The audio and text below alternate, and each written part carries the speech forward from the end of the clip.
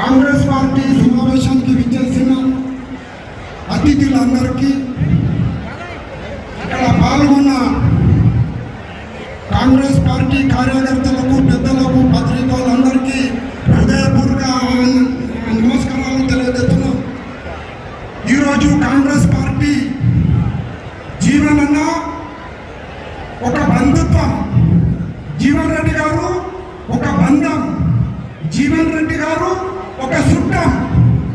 ఆయన శాసనసభ్యులుగా, ఎమ్మెల్సీగా, మంత్రిగా వివిధ హోదాలు చేసి మన పార్లమెంటు, కరీంనగర్ పార్లమెంటు వారు రమ్మంటే వారు వెళ్ళక మన నిజామాబాద్ పార్లమెంట్కి మన మీద ఉన్న ప్రేమతో వచ్చారు.